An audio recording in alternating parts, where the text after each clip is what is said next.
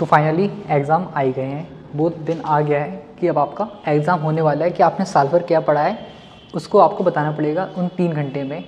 तो आपने रिवीजन कर लिया है, सिलेबस कर लिया है, पूरा अच्छे से कर लिया है, लेकिन अब उन 3 घंटे में हमसे क्या गलतियां नहीं हो वो इम्पॉर्टेंट है, क्योंकि उनके बेस से क्या पता हमारी पूरी साल भर की मेहनत कहीं ना कहीं वेस्ट हो सकती है। तो उन 3 घंटे को हम कैसे इफेक्टिव बनाएं, उस टाइम पीरियड को कैसे यूटिलाइज करें, अच्छी तरीके से आप मैनेज करें कि आपसे वो गलतियां नहीं हो जिसकी वजह से आपको फिर बाद में रिग्रेट हो। इसलिए कुछ इंपॉर्टेंट पॉइंट्स आज मैं आपके साथ डिस्कस करूंगा जो कि आपको काफ़ी हद तक हेल्पफुल होंगे, फ्रूटफुल होंगे, जो कि आपको आपके एग्ज़ाम में एकदम अच्छी तरीके से रखेगा और आप अपने एग्ज़ाम को अच्छी तरीके से दे पाएंगे। ठीक है, तो ज़्यादा टाइम वेस्ट नहीं करते हैं क्योंकि एग्ज़ाम का ऑलमोस्ट टाइम आ चुका है।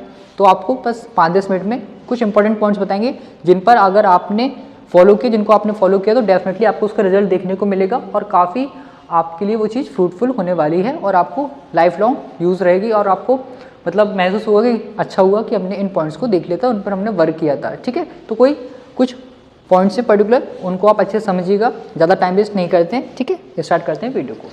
तो सबसे पहले आपको ध्यान रखना है कुछ इंपॉर्टेंट पॉइंट्स का। इंपॉर्टेंट पॉइंट्स हैं ये आपके इंपॉर्टेंट पॉइंट्स जो कि आपको ध्यान रखना है एग्ज़ाम में बैठने के पहले। क्या क्या सर, आइए समझते हैं एक एक करके। ठीक है, सबसे पहले इम्पॉर्टेंट पॉइंट कि स्टूडेंट जनरली क्या करता है कि आराम से निकलेंगे घर से, रास्ते में कुछ काम है वो भी कर लेंगे। नहीं, आप समय से पहुंचिए, समय से पहले ही पहुंचिए थोड़ा सा, स्पेशली पहले दिन।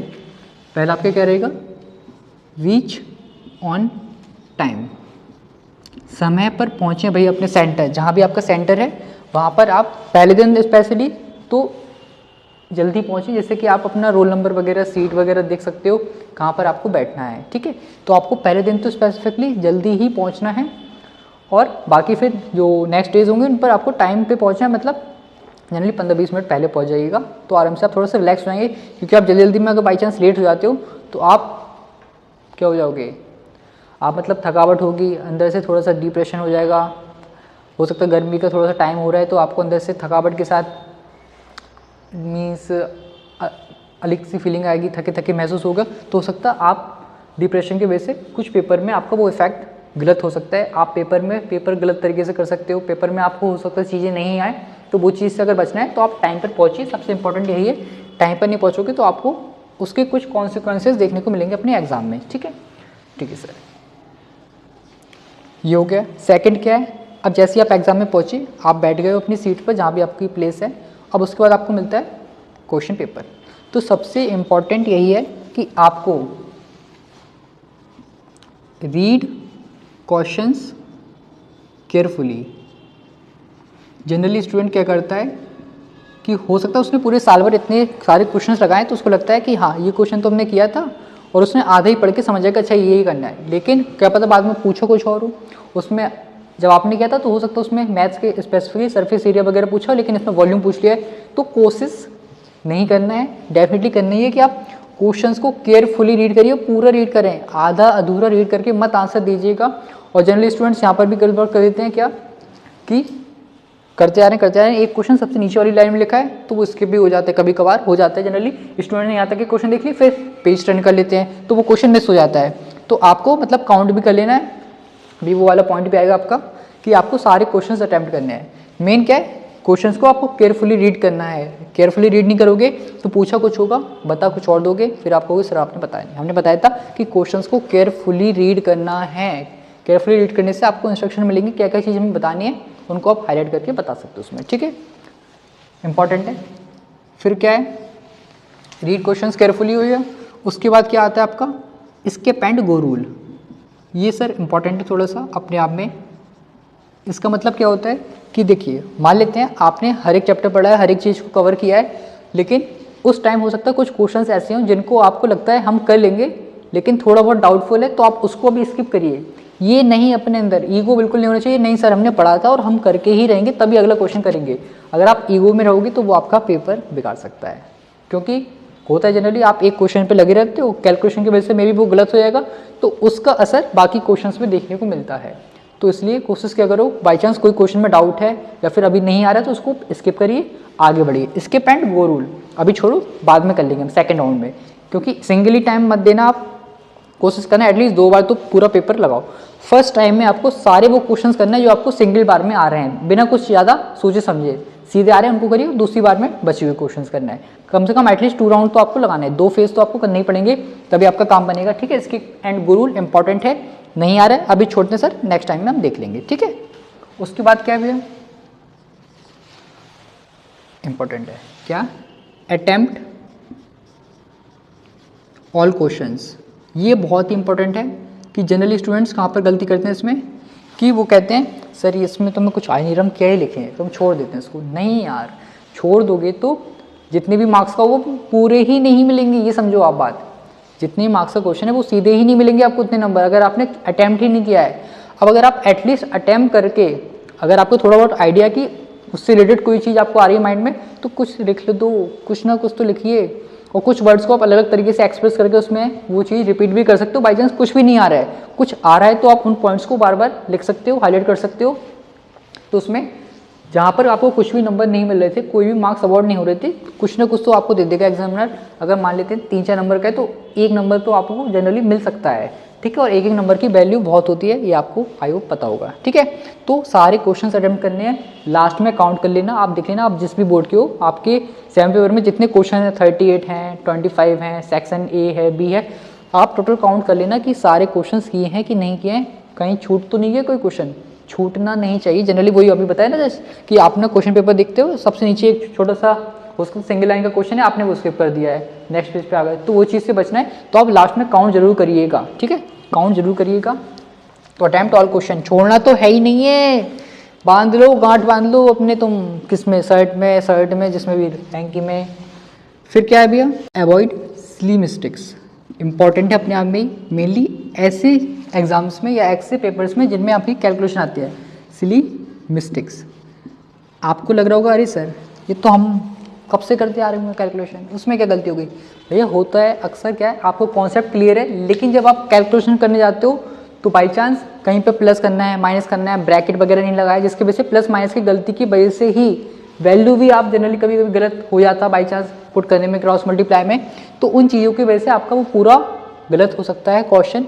अब डिपेंड करता है, देखो स्टेप मार्किंग तो होती है, ये आप अच्छी बात है, तो आपको बस दिक्कत कहाँ है कि वो सिली मिस्टेक आपकी कहाँ पर हुई है, स्टार्टिंग में हुई है, बीच में हुई है कि लास्ट में हुई है। अगर लास्ट में हुई होगी तो आधे 1 नंबर कटेगा क्योंकि फाइनल आंसर आपका सही नहीं है। बीच में हुई होगी तो आपके 1.5-2 नंबर कट सकते हैं। अब सोच लो जब स्टार्टिंग में ही हो गई होगी सिली मिस्टेक तो पूरे ही मार्क्स कटते हैं, बस आपने जो डेटा पुट किया उसका आपको 1-1.5 नंबर मिल जाता है। अगर आपके 4 नंबर का या 5 नंबर का क्वेश्चन है तो, या 3 का भी जनरली, तो मेन सिली मिस्टेक से बचना है। क्योंकि दिक्कत क्या है, सिली मिस्टेक करी आंसर आएगा नहीं परफेक्ट, आपको आइडिया लग ही जाता है कैलकुलेशन, फिर गलती हो जाएगी वो चीज़, किसी में फैक्टराइजेशन नहीं होता है, किसी में वो डिवीजन नहीं होता है, किसी में डेसिमल में आ रहा है, तो आप फिर उसको रीचेक करोगे, अरे सर में नहीं मिल रही है, तो उसके वजह से वो क्वेश्चन तो गया, लेकिन वो क्वेश्चन का जो इम्पैक्ट है, वो गलती का जो इम्पैक्ट है वो आपके आगे वाले क्वेश्चन पे डालता है, जिसकी वजह से आने वाले जो आगे के क्वेश्चन है वो भी आपके गलत होने की प्रोबेबिलिटी फिर बढ़ जाती है। तो आप एकदम आराम से कैलकुलेशन को करिएगा, कोशिश करना है पूरी कि सिली मिस्टेक कहीं से भी आपकी नहीं होनी चाहिए, ठीक है। सिली मिस्टेक होगी तो दिक्कत हो सकती है आपको उस क्वेश्चन में भी और उसके बाद वाले क्वेश्चंस में भी, तो वो चीज़ ध्यान रखिएगा, ठीक है।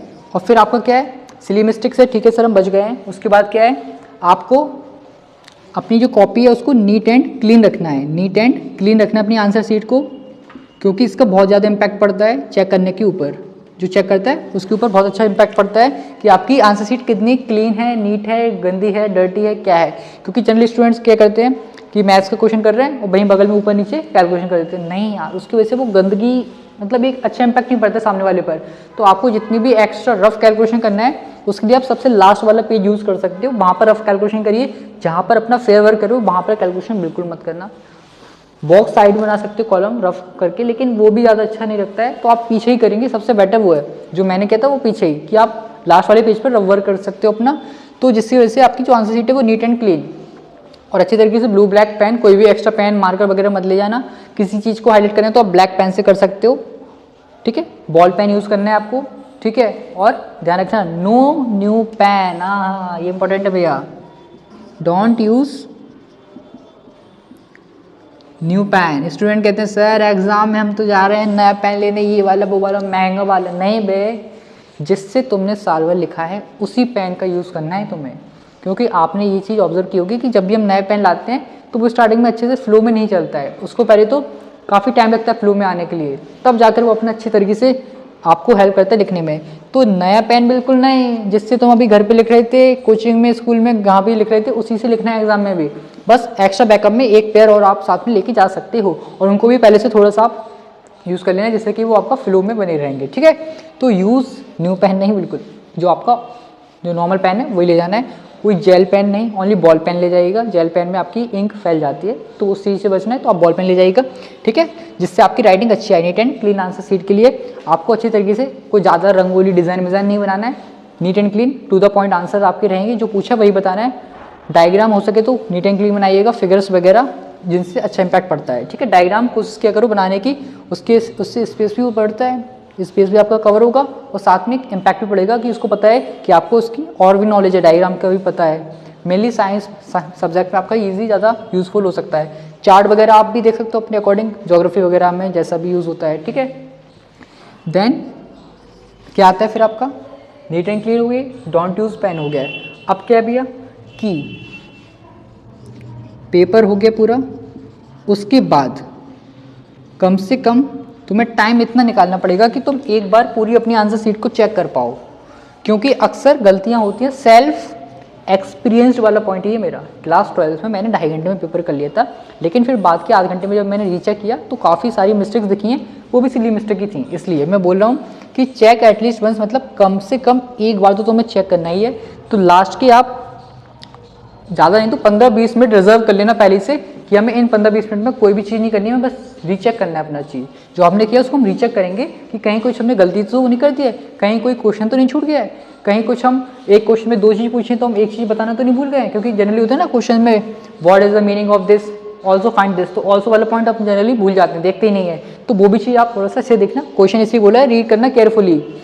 तो एटलीस्ट एक बार तो आपको चेक करना ही, आपको डेफिनेटली कुछ गलतियाँ मिलेंगी, लिख के ले लो भाई, तुम नहीं मिली तो बताना, मैं डेफिनेटली कुछ ना कुछ तो आपको मिलेगा अगर आप एक बार भी चेक करते हो। होता है अक्सर, क्योंकि स्टूडेंट कहता है नहीं हमने तो पूरा सही किया और मार्क्स कम आए, क्यों आए, सिली मिस्टेक हो गई थी बीच में, तुमने चेक नहीं किया था। चेक करोगे तो आपको गलतियाँ मिलेंगी और उनको आप सुधार सकते हो। जो थ्योरेटिकल सब्जेक्ट हैं उनमें आपको लॉन्ग क्वेश्चन वगैरह को चेक नहीं करना है, मेनली आप MCQs वगैरह, फिल इन द ब्लैंक्स हो, कहीं पर वन वर्ड वाले हो, उनको चेक कर सकते हो, उनमें आपको डेफिनेटली हेल्प मिलती है। ठीक है, and last but not the least, क्या सर सबसे इंपॉर्टेंट तो यही है, स्टे काम एंड रिलैक्स। ये इंपॉर्टेंट पॉइंट है कि एग्ज़ाम में बिल्कुल भी आपको घबराना नहीं है, डिमोटिवेट नहीं होना है, परेशान नहीं होना है कि ये नहीं हो रहा, वो नहीं हो रहा, अरे भैया अब हम क्या करेंगे, हमारा पेपर बर्बाद हो रहा है। एकदम शांत रहिए, रिलैक्स रहिए, कोई एकदम हाइपर नहीं होने की जरूरत है आपको। आराम से जाना, पेपर देना, नहीं आ रहा कोई चीज़ अभी ठीक है, अभी छोड़ देते हैं हम सर, हो सकता है बाद में आ जाए, उस पर ही लगे रहना वो गलती है। उस पर लगे रहोगे तो वो नहीं आया ना, फिर वो आगे वाले क्वेश्चंस को भी खराब कर देता है। इसलिए आपको कोई चीज़ नहीं आ रही तो अभी उसको छोड़ो, ठीक है सर नहीं आ रही कोई बात नहीं, नेक्स्ट वाले फेज़ में हम देख लेंगे। कम से कम 2 फेज़ तो आपको लेने ही बोल दिया मैंने। तो काम रिलैक्स इंपॉर्टेंट है, आपको होना पड़ेगा एग्जाम में, अदरवाइज आप रिलैक्स और काम नहीं रहोगे, हाइपर रहोगे, डिमोटिवेट फील करोगे, एंजाइटी होगी, सफोकेशन होगी, मतलब घबराहट होगी, तो ये सारे आपको कुछ जो प्रॉब्लम्स हैं वो फेस करनी पड़ सकती हैं। इसलिए ये कुछ इंपॉर्टेंट पॉइंट्स हैं, पहले इनका स्क्रीनशॉट ले लीजिए आप। ठीक है, तो मेरी साइड से मुझे जो लगे आपके लिए कुछ इंपॉर्टेंट पॉइंट्स 9 के 9 कुछ पॉइंट्स हैं, मे भी अलग अलग आपके हो सकता है पॉइंट ऑफ व्यू से कोई एक्स्ट्रा इसमें हो, कोई कम हो, तो वो चीज़ भी आप थोड़ा सा एड ऑन वगैरह कर लेना, कोई दिक्कत नहीं। मेनली आपकी 9 पॉइंट्स हैं, और अपना वो एडमिट कार्ड वगैरह तो सही से लेके जाइएगा, वो तो ऑब्वियस है। जो आपका स्टेशनरी है वो सब ले जाना है आपको, कुछ भी छोड़ना नहीं कि दोस्त से ले लेंगे उससे ले लेंगे, क्यों ले लेंगे भाई, अपना ले जाओ ना, अपना ले जाओ। किसी का दिखना नहीं, वो पूछेगा अरे ये बता बता बता बता, नहीं बताना उसको। अबे तुम अपना करते रहोगे, अगर तुम इधर उधर देखोगे तो वो पूछेंगे, तुम केवल अपने में लगे रहना, और क्या।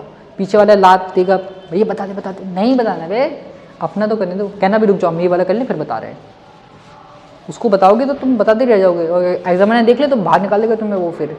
ठीक है, तो मेरे अकॉर्डिंग ये कुछ आपके लिए इंपॉर्टेंट पॉइंट्स हैं, तो आप पहले इनका स्क्रीनशॉट ले लीजिए जल्दी से। ठीक है, ध्यान रखिएगा इन सारे पॉइंट्स को, हो सकता है आपके अकॉर्डिंग कुछ एक आध पॉइंट ऊपर नीचे भी हो सकता है, तो वो भी चीज़ आप थोड़ा सा माइंड में रखिएगा। ठीक है, पेपर बोर्ड का है तो इसका मतलब ये नहीं बहुत बड़ी बात है सर, बोर्ड का पेपर कोई बहुत बड़ा पेपर नहीं है, नॉर्मल सा पेपर है, लाइफ से बढ़कर नहीं है, ये चीज़ ध्यान रखिएगा हमेशा। जनरली स्टूडेंट्स कुछ गलत एक्शन ले लेते हैं पेपर के बाद, तो वो चीज़ आपको बिल्कुल ही नहीं करना है भैया। लाइफ से बड़ा कोई भी एग्ज़ाम नहीं है इस दुनिया में, ठीक है। क्या होगा, पास फेल ही होता है व्यक्ति, और तो कुछ है नहीं है। हो सकता है आप कुछ और अच्छे करने के लिए बने हो, बाई चांस अगर आपके कुछ मार्क्स कम ज़्यादा आते हैं तो इतना आप हाइपर या इतना डिप्रेस मत होइएगा, डीमोटिवेट मत होना। बाई चांस कोई अगर आपका पेपर वगैरह ख़राब हो जाता है तो लाइफ से बड़ा नहीं है, इस चीज़ को ध्यान रखिएगा, ठीक है। पेपर अच्छा होगा।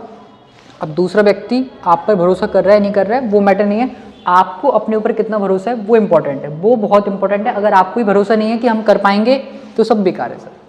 आपको भरोसा करना पड़ेगा, आपको अंदर से मोटिवेटेड रहना पड़ेगा कि मैं कर सकता हूँ, मैं डेफिनेटली करूँगा, कोई मुझे रोक नहीं सकता, औकात नहीं है किसी की रोकने की, मैं ज़रूर करूँगा और दिखा दूँगा कौन हूँ मैंने, क्या किया मैंने साल भर, कितना पढ़ा है मैंने, बाकी जिसने जो किया होगा, लेकिन I am the best only, यही फीलिंग आपके अंदर होनी चाहिए, तब जाकर अपना बेस्ट दे पाएंगे। बेस्ट देना है, कहीं भी बिल्कुल भी चूक नहीं होनी चाहिए आपकी, अच्छी तरीके से करिएगा, कोई भी दिक्कत नहीं लेना है, कोई भी परेशानी नहीं लेनी है, ठीक है।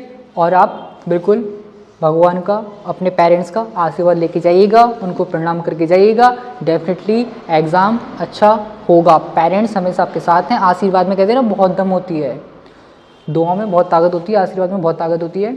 तो आपको पता नहीं उस टाइम क्या चीज़ रिकॉल हो जाए जो कि नहीं आ रही होगी आशीर्वाद की वजह से, तो डेफिनेटली अपने पेरेंट्स का आशीर्वाद लेके जाना, भगवान का आशीर्वाद लेके जाना, अपने बड़ों का जो भी आपके साथ रहते हो उनका आशीर्वाद लेके जाना।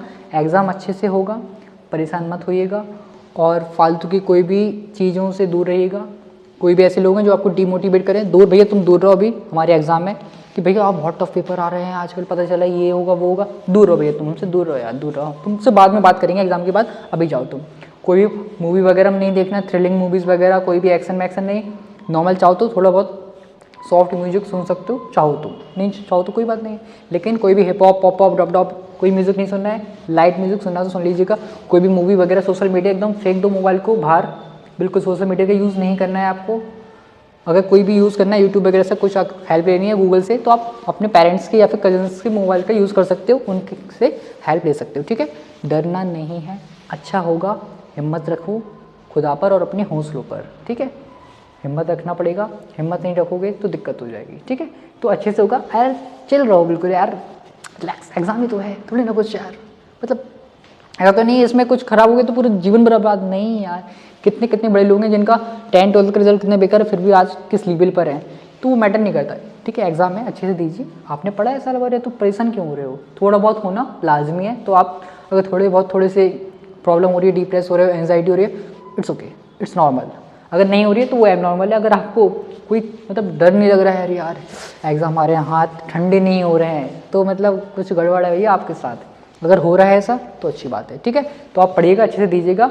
आप सभी को मेरी साइड से बहुत बहुत शुभकामनाएं, all the best, best of luck. अच्छे से करिएगा, दिखा देना आप में कितना जोर है, कितनी ताकत है, आप क्या कर सकते हो, अगला व्यक्ति भी देखकर एकदम हिल जाएगा, ठीक है। तो अच्छे से करिएगा, फिर मिलते हैं नेक्स्ट वीडियो में, तब तक खुश रहें, मस्त रहें, अपनी पढ़ाई में व्यस्त रहें। थैंक यू, जय हिंद। कोई भी आपको अगर हेल्प चाहिए कमेंट कर देना खटाखट, मैं फटाफट उसका आपको रिप्लाई दूंगा जिस तरीके से भी हो सकता है, ठीक है। डरना नहीं है, अच्छी तरीके से करना है, ठीक है। मिलते हैं नेक्स्ट वीडियो में, और अच्छे से करिएगा, बताइएगा जरूर आपका एग्जाम कैसा गया है, ठीक है। चलिए।